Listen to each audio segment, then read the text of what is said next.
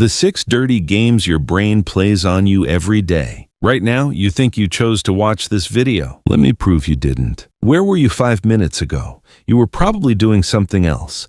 Maybe you glanced at your phone. Maybe you switched to a screen. Maybe you were just bored. Then something happened. You saw a title, a visual caught your eye, and you clicked. But you didn't decide to click. Your brain did. And a full 3 seconds before your brain made that decision, your conscious mind had no idea it was coming. Neuroscience calls this the readiness potential. Before you made your choice, your brain had already made it. You're just confirming it, and you don't even realize you're confirming it. Now think about this. If even the decision to open this video wasn't truly yours, how many of the decisions you make when you wake up in the morning are actually yours? How much of what you feel for the person you think you love is actually yours? How much of what you believe to be true is actually yours? The answers to these questions reveal a truth that most people don't want to see.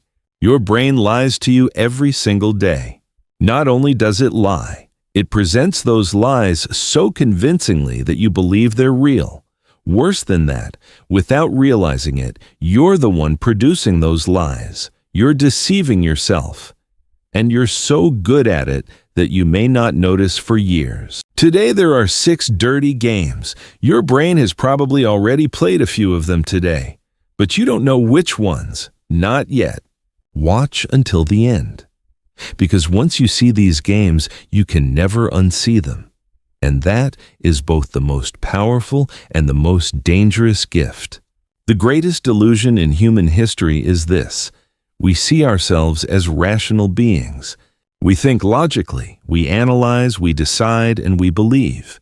Yet psychology and behavioral economics have proven one thing over and over again in the last 100 years. The human brain is not a decision machine. It is a survival machine. And survival machines are designed not for accuracy, but for speed. Not for efficiency, but for energy conservation. Not for truth, but for consistency. What does that mean? Your brain has to make thousands of decisions every day. What to wear, what to eat, who to trust, what to fear, who to love, who to ignore. And it cannot start from scratch every single time. That would be too slow, too exhausting. The energy cost would be paralyzing. So it creates shortcuts.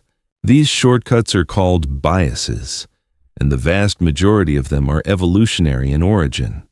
For our ancestors, they were lifesavers, but in the modern world, they often transform into traps that ruin lives. Here are the 6 darkest items on that list of traps. And let me tell you this, if while looking at this list you think, I don't do this, you are already living the very spirit of this list. Game 1, the confirmation mirror. Let's run a thought experiment. 2 people, both reading the same news article, the same words, the same data, the same source. But one says, this is exactly what I've been saying. The other says, this is completely wrong. The news didn't change, the data didn't change, so what changed? Their beliefs. The brain is not designed to seek truth. It is designed to seek evidence that supports the belief it already holds. This is called confirmation bias, and it is the most insidious of all the games the brain plays because it makes you feel intelligent. Here's how it works. You have a belief. Let's say you believe people can't be trusted. Your brain records everything that confirms this belief. A friend broke a promise, recorded. A coworker let you down, recorded. You read a story about someone betraying someone else, recorded. But what about the moments when people kept their word? That day someone helped you? That second a stranger held the door open for you? Those don't get recorded. They get filtered out, passed over. And over time you say, I have proof. But the proof you have is the proof your brain selectively collected. This doesn't just operate in politics or big beliefs. It works in the smallest moments of everyday life. Say one morning on your way to work, someone cut you off in traffic. You got angry. "People are so disrespectful," you said. Then that same day, 3 people smiled at you at the door. Someone offered you coffee. A colleague defended your ideas in a meeting. But when you got home that evening, what did you remember? The guy who cut you off. Because the brain processes negative information 3 to 5 times more powerfully. This is called negativity bias. And when combined with confirmation bias, the beliefs you carry through your entire life may have never aligned with reality at all. So how do you get out of this?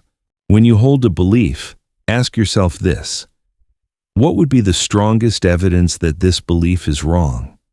And actively look for that evidence, not just to find it, but to be able to see the truth. Because seeing the truth means seeing reality as it actually is, not the filtered version your brain presents to you.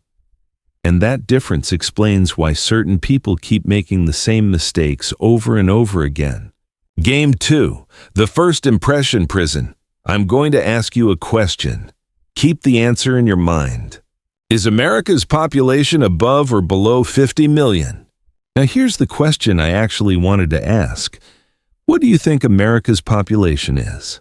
Research shows that the estimate you give after hearing the number 50 million is systematically different from the estimate you give after hearing 100 million. But the truth hasn't changed. The brain uses the first piece of information it receives as an anchor. All subsequent decisions, evaluations, and estimates are shaped by that anchor. This is called the anchoring effect.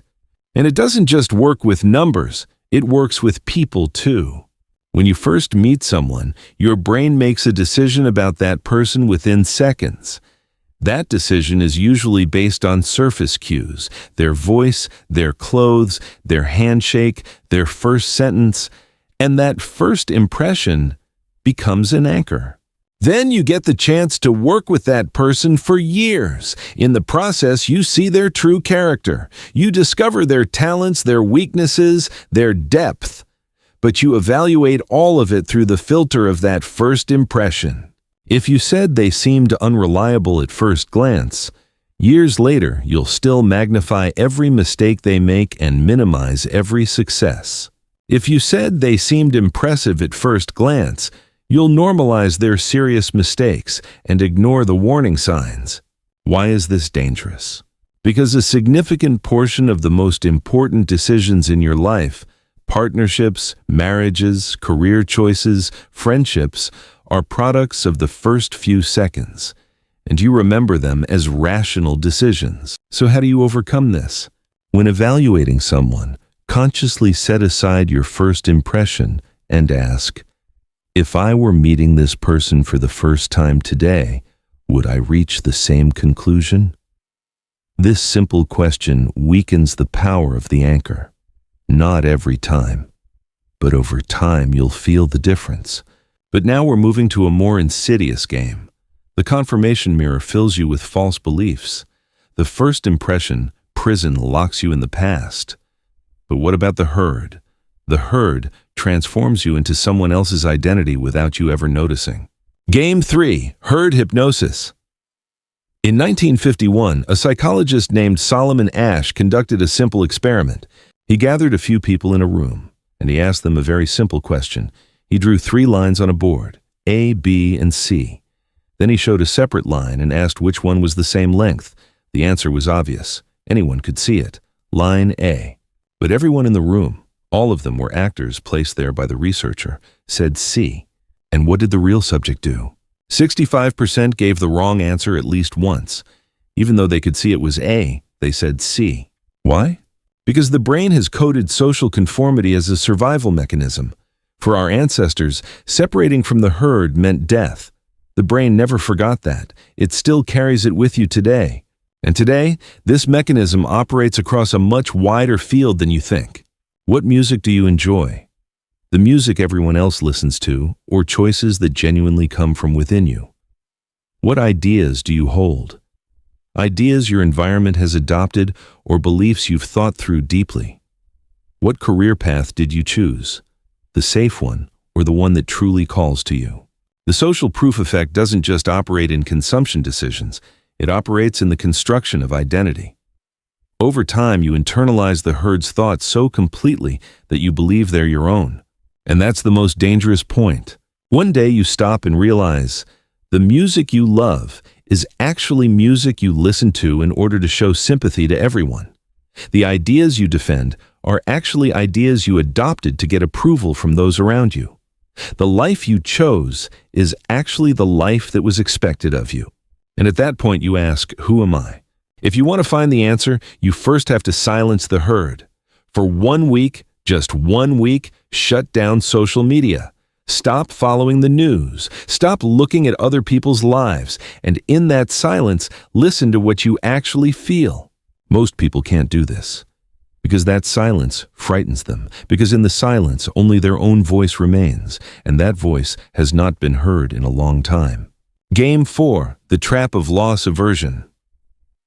I'm going to make you an offer. If it's heads, you win $100. If it's tails, you lose $100. Do you want to play? Most people say no, even though the expected value is 0, even though the odds of winning and losing are equal. Why? Because losses feel twice as powerful as gains. Nobel Prize-winning economists Daniel Kahneman and Amos Tversky proved this decades ago. The pain of losing $100 is 2 to 2.5 times more intense than the joy of gaining $100. This is not just a preference, it is code written into the neurological structure of your brain. And do you know how much damage this code does in your life? You stay in a harmful relationship because the pain of not leaving feels heavier than the freedom of leaving. You continue for years in a job you don't love because what you'll lose when you quit looks bigger to you than what you'll gain. You can't stop defending an idea you believe is right because admitting you were wrong feels like losing something. You don't take a step toward a new opportunity because the fear of losing what you have overpowers the excitement of what you could gain. And perhaps the most destructive of all, you cling to the past. You want to take back what happened. You relive it in your mind again and again because accepting what you've lost is the action your brain resists most. So how do you get out of this game? Before making a decision, ask yourself this. If I were starting from scratch right now and this option wasn't already in my hands, would I put in the effort to get it? If the answer is no, what you're holding on to isn't moving you forward. Only the fear of loss is chaining you there. Answering this question isn't easy. But the moment you ask it, you bypass your brain's shortcut. Game 5. The illusion of control. Gamblers throw the dice slowly. If they want a big number, they throw hard. If they want a small number, they throw gently. Do they do this consciously? Most don't. But the motion in their hands changes because the brain uses every opportunity to create a sense of control. How many times do you press the close button when you get in an elevator? Research shows that the majority of those buttons are deactivated, but pressing them makes you feel something. It makes you feel in control. This is called the illusion of control, and it affects a much larger portion of your life than you think. Say you gave a presentation and it went well. I prepared well, you said. But what if it had gone badly? The environment was bad, the audience was unsympathetic, it was a bad day, you would have said. Success is yours. Failure belongs to someone else. This isn't just ego protection. It's a systematic narrative your brain produces to maintain the sense of control. Because existing in a world where you have no control is a reality the brain cannot tolerate. So why is this dangerous? The illusion of control blinds you to real risks. I can manage this, you say. I'll handle it. And sometimes you really do handle it. But sometimes, on a day you've long refused to see coming, you come face to face with a wall. In that moment, while asking, "How did this happen?" you already know the answer. The only way out of the illusion of control is to make peace with not being in control, to accept what you cannot change, to change what you can influence, and to be able to tell the difference between the two. The ancient Stoics said this 2,000 years ago. But your brain still hasn't learned that lesson. Game 6, the judge who rewrites the past. Finally, we come to the last game, and this game is perhaps the quietest one. Something happened, something bad. A relationship ended, a business collapsed, a decision turned out to be wrong. And what do you say now? It was obvious all along. I thought so too. Actually, I could feel it, but go back to what you actually felt when you made that decision. Did you genuinely say, "This is wrong," that day? When you entered that relationship, did you genuinely mark it as, "This is going to end"? When you made that investment, did you genuinely think, "This won't work out"? Most likely, no. But when the brain looks back, it rewrites that past moment, and it tells you you already knew. This is called hindsight bias, or the knew-it-all-along illusion. Why is this dangerous? Because it prevents you from learning from your mistakes. If everything was obvious all along, you don't have to ask yourself why you made that decision. There's nothing to learn. The mistake keeps repeating, and you once again say, "It was obvious all along." And here a vicious cycle is established, a quiet, invisible, but destructive cycle. On top of that, this bias cannot protect you from overconfidence either. In fact, it amplifies it. When you say, "I already knew the things that turned out right," you become excessively certain in your future decisions. And that excess certainty is the seed of the greatest mistakes. So how do you break this cycle? Keep a decision journal. When you make an important decision, write down that moment. Write down the uncertainty you felt then. Write down what you didn't know. Write down why you made that choice. Then look back. You'll see what you truly knew and what you didn't. This simple habit breaks apart the false narrative that hindsight bias constructs, and you start to truly learn the big picture, the common denominator of all 6 games.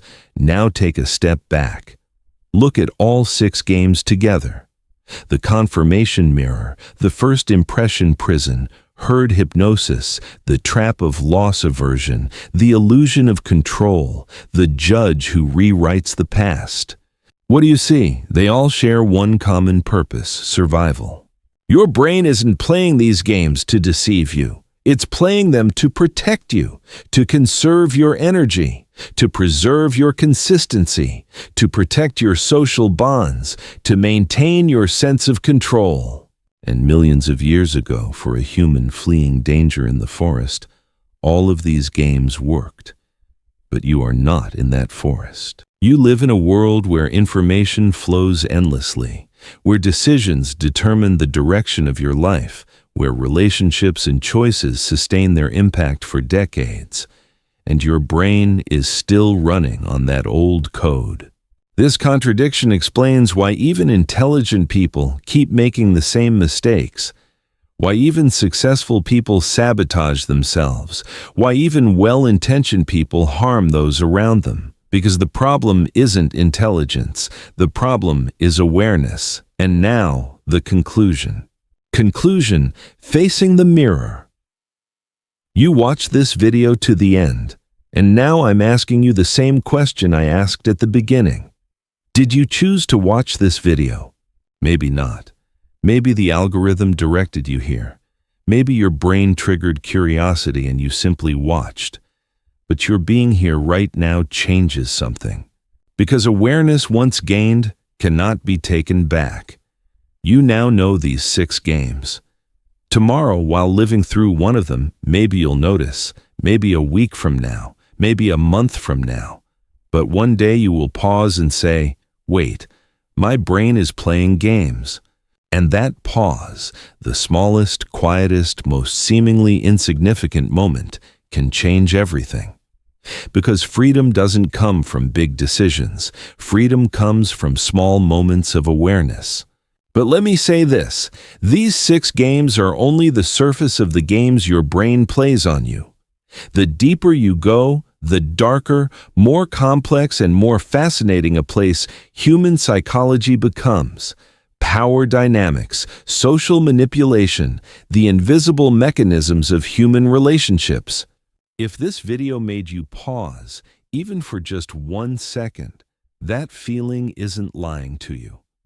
There's no motivation on this channel, no applause, just the kind of truths most people don't want to hear, but somewhere deep down already know. I make every video with one single purpose: to bring you one step closer to a stronger version of yourself. If you want to keep walking that road, subscribe, not for me, for the version of yourself you haven't met yet. I'll see you in the next one.